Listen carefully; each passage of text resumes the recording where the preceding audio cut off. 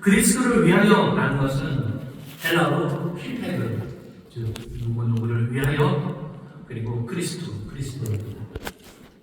바울은 그리스도를 위하여 기꺼이 나의 약한 것들과 능력과 고백과 박해와 보는 것을 기뻐한다. 도대체 무슨 의미입니까? 이는 내가 약한 것들에 오히려 강한다. 그래서 오늘 말씀의 제목을 바울이 연주하는 쥐선상의 아리아, 바울의 아리아라고 한 것입니다. 오늘의 말씀에서 바울의 고백은 약점을 평가할 우리의 시선을 달리하게 합니다. 바울이 지적하는 약한 것들이라는 표현은 문자적으로는 아주 부정적이죠. 흔히 약점 때문에 못한다, 약점 때문에 안 된다 하지 않습니다. 그러나 바울은 이런 어휘의 쓰임새를 완전히 비판받았습니다. 나는 내 약점 때문에 도리어 기도한다. 나는 나의 약점 때문에 도리어 하나님 앞에서 성숙해진다. 나는 나의 약점들 때문에 오히려 그리스도의 능력을 체험한다라고 고백하고 있습니다. 그래서 9절입니다. 그러므로 도리어 크게 기도하며 나의 여러 약한 것들에 대하여 자랑하리니 이는 그리스도의 능력이 내게 머물게 하려 합니다. 강한 것은 자랑해야 하고 나의 약한 것은 철저히 숨겨야 하는 오늘날의 현실 속에서 바울은 거꾸로 이해하고 있습니다. 나의 약함은 도리어 그리스도의 능력이 내게 머물게 하는 기회가 되기 때문입니다. 여러분, 누구의 삶이 어떠하다, 그는 어떠하다라고 할 때 그 기준이 여러분 뭡니까? 더 직설적으로 여러분께 묻겠습니다. 오늘 공동회를 통해서 하나님의 일꾼을 세우려고 하고 있는데 여러분 한 주간 동안 기도하시면서 어떤 기준으로 후보를 생각하셨습니까? 세상은 4개의 기준이 있습니다. 길이와 너비와 깊이와 높이입니다. 사람들은 나이 들수록 삶의 길이에 관심을 더 기울이죠. 젊은 때는 그 삶의 너비를 넓히고자 심혈을 기울여서 자신의 스펙을 쌓죠. 하지만 그리스도인의 삶은 달라야 한다는 겁니다. 삶의 깊이가 있어야죠. 그리스도를 위하여 약한 것들을 감추지 않고 자랑하는 까닭은 그리스도의 능력이 내게 머물게 하게 함이라 라는 말의 뜻이 바로 여기 있는 것입니다. 아무리 어렵고 힘들어도 내 삶은 예수 그리스도의 은혜를 담는 그릇임을 잊지 마십시오. 내가 보배인 것이 아니라 그리스도가 보배이고 우리는 그 은혜를 담는 질그릇일 뿐입니다. 그런 질그릇이 주인에게 쓸모 있으려면 영적 깊이가 있어야 합니다. 그래야 많이 담을 수 있지. 또한 깊이만 있어서도 안 됩니다. 높이도 있어야죠.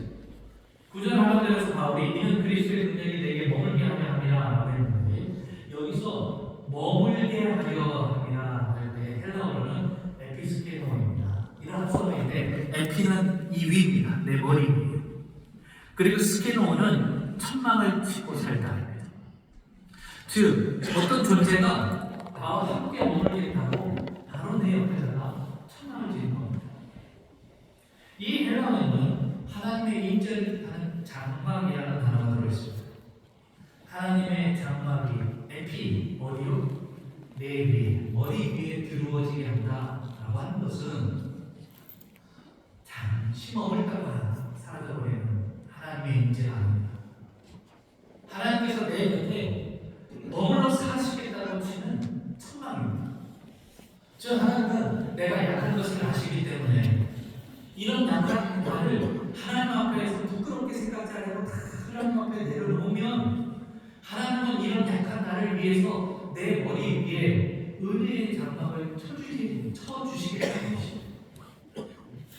그렇다면 여러분, 내 위에 무엇이 있습니까? 하나님의 장막입니다. 하나님의 은혜가, 하나님의 임재가, 하나님의 사랑이 내 머리 위에 있는데 여러분 힘이 드십니까? 어렵습니까? 괴롭습니까? 그렇다면 그리스도인다운 삶의 깊이와 높이가 드러나야 합니다. 내가 약한 나약한 모습이 세상 사람들 앞에 드러나 있을 때가 바로 내 삶의 높이와 그리고 깊이를 드러내 간증할 기회가 되는 겁니다. 말씀 속에 바이올린에 대한 이야기를 나눴습니다. 제가 바이올리니스트가 아니니까 바이올린 말고요. 제가 찬양 인도시에 사용하는 통기타로 설명을 좀 드리겠습니다. 통기타도 목재와 현으로 만들어진 악기입니다. 그래서 기타도 어떤 목재를 쓰느냐, 이 싼 기타를 만들기 위해서 쓰는 합판이 아니라 솔리드, 원목을 사용했는지에 따라서 통과, 균형 잡힌 사운드가 나는지, 시간이 지날수록 그 소리가 깊어지는 게이징 사운드가 나는지가 결정이 됩니다. 그리고 똑같은 고급 목재가 돼요.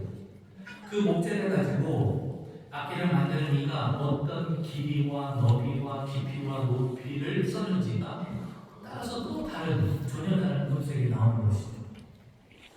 하나님께서 쓰시는 일꾼도 마찬가지입니다.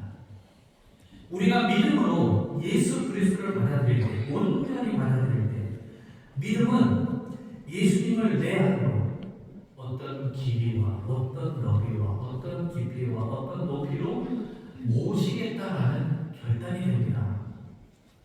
그 깊이의 믿음의 크기에 따라서 내 삶이 하나님의 이 은혜를 연주하는 특별한 음색의 울림통이 되겠죠. 이때가 내가 나를 드러내려 하기보다는 내 소리를 내가 좀 내보겠다고 고집하기보다는 나를 통해서 일하시는 예수 그리스도를 드러내야 하겠죠. 이 진리를 오늘 구약의 말씀 이사야서를 통해서 바꿔보면 이렇게 고백할 수 있을 것입니다. 두려워하지 마라. 내가 너와 함께합니다. 나의 약함을 하나님 앞에 내려놓았더니 하나님께서 내게 힘이 되어 주시겠다고 내 머리 위에 하나님의 장막을 치시겠다고 하셨죠. 그겁니다. 두려워하지 마라. 내가 너와 함께합니다. 놀라지 마라. 나는 내 하나님이 됩니다. 내가 너를 굳세게 하리라. 참으로 너를 도와주리라. 참으로 나의 의로운 손으로 너를 붙들리라. 이제 본문은 마침내 바울에게 있었던 가장 큰 약점을 털어놓습니다. 고린도후서 10장 말씀 7절과 8절입니다. 여러 계시를 받은 것이 지극히 크므로 너무 자만하지 않게 하시려고 내 육체에 가시고 사탄의 사자를 주셨으니 이는 나를 쳐서 너무 자만하지 않게 하게 하십니다. 이것이 내게서 떠나가게 하기 위하여 내가 3번 죽게 간구하였더니 바울은 참 많이 약했습니다. 성경학자들이 안질이다, 간질이다 라고 말하는 가시 예수도 있고 또는 계속되는 선교 여행 중에 그가 겪었던 시련으로 인해서 망가져버린 육신을 가질 수도 있죠. 우리가 그 가시가 무엇이라는지 정확히는 알 수 없지만 틀림없는 것은 이 가시 때문에 바울이 몹시도 아팠고 몹시도 괴로웠다는 것은 분명합니다. 그래서 바울이 이 가시를 제거해달라고 3번이나 죽게 간구했습니다.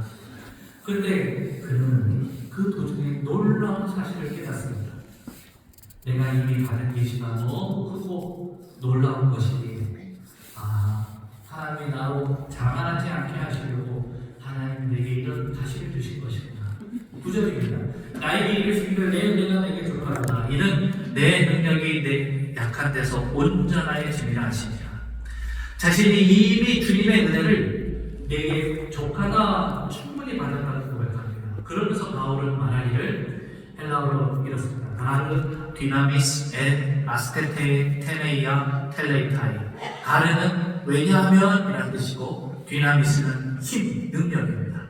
그리고 엔은 뭐뭐 안에 라는 뜻이고 그리고 아스테네이아는 나의 약함입니다. 그리고 텔레이타이는 끝나다, 완성하다. 즉 위에 상단에 있는 헬라어를 직역하면 주님의 능력은 나의 약함에서 완성되기 때문입니다. 여기서 약함은 3가지 측면이 있습니다. 힘이 없는 상태와 질병에 물려서 기쁨이 사라진 상태와 육체의 장애입니다. 그러나 높아진 마음에, 교만한 마음에는 하나님이 오시지 않습니다. 예수님이 이 땅에 오실 때, 육신으로 오실 때 주님은 머무실 방 밤조차 없었듯이 자랑과 교만이 설치는 곳에는 주님이 머무실 자리가 없습니다. 다만 약함은 예수 그리스도의 능력을 받는 그릇입니다. 이것이 바로 약함의 단죄입니다. 약해야만 문제는 섭니다. 약해야만 주님의 능력을 채워줍니다. 주님의 능력이 내 안에 거하셔서 나와 함께 머물러 계시는 것입니다. 바이올린의 4개의 줄 중에 가장 낮은 위치에 있는 줄, 가장 두터운 줄, 쥐연 한 줄에서 뿜어져 나오는 그 밀도 있는 음색으로 숭고한 위로까지 느껴지게 해주는 이 쥐선상의 아리아가 면목이 되지 않습니까? 그러므로 주님이 나의 아스테네이다, 나의 약점을, 나의 연약함을, 나의 질병을, 나의 검정을, 나의 소심함을 주님이 주님의 손으로 연주하시도록 주께로 가까이 나오십시오. 주님을 깊이 사모하십시오. 내 위에서 나를 하나님의 장막으로 덮고 계시는 에피스테네오, 주님의 손을 의지하십시오. 그때 나의 약함이 주님이 연주하시는 아리아가 될 것입니다. 사랑하는 성도 여러분, 오늘부터 2주간 동안 우리는 주님의 몸된 이 성전을 섬겨갈 하나님의 일꾼을 기도하며 세울 것입니다. 오늘 하나님이 주시는 말씀은 분명합니다. 하나님의 일꾼을 세울 때 세상이 자랑하는 길이가 아니라, 너비가 아니고 깊이와 높이가 아니라 이것으로 사람 세우는 것이 아니라 말씀하십니다. 우리 주님 예수 그리스도조차 가장 높은 하늘 보좌를 다 내려놓으시고 가장 천하고 냄새나는 자리에서 나셨고 가장 낮은 죄주의 십자가에서 구원의 대속 제물이 되셨습니다. 그러므로 오늘 본문의 말씀은 약자가 강자로 살아가는 법을 알려주시거나 세상의 약자가 진정한 약자가 아니라는 사실 따위를 교훈하려는 말씀이 아닙니다. 하나님 교회의 사역자와 일꾼은 어떻게 믿음 생활을 해야 하는지, 하나님의 일꾼인 성도가 하나님 앞에서 자랑해야 할 것은 무엇인지를, 그리고 또 우리가 이 안에서 무엇에 참된 가치를 두고 살아가야 하는지를 묻고 계시는 것입니다. 이에 대해서 바울은 이미 고린도전서 2장에서 이렇게 선언했습니다. 제가 매주 여러분 앞에 두려운 마음으로 말씀 듣고 설 때에 제가 잠깐 고백했지만 요 말씀 강단에 붙여놓고 잠시라도 읽고 말씀을 선포하는 말씀 구절이 지금 여러분들이 보시는 이 구절입니다. 설교하는 저나 또 오늘 일꾼을 세우는 여러분 모두가 하나님 앞에서 이런 마음과 이런 고백에 사는 되시길 바라는 마음으로 고린도전서 2장 1절과 2절에 있는 말씀을 저와 여러분 함께 합독하시겠습니다. 형제들아, 내가 너에게 나아가 하나님의 증거를 전할 때에 말과 지혜의 아름다운 것으로 아니하였나니 내가 너에게 주 예수 그리스도와 그가 십자가에 못 박히신 것 외에는 아무것도 알지 아니하기로 작정하였습니다. 바울이 길이를 말하고 있습니까? 너비를 말하고 있습니까? 깊이를 말하고 있습니까? 높이를 말하고 있습니까? 아닙니다. 바울은 오로지 예수 그리스도 그리고 그분의 십자가 외에는 아무것도 없습니다. 우리 여러분에는 오직 이 부른 죄였습니다. 이것만이 우리의 자랑이 되어야 될 줄 믿습니다.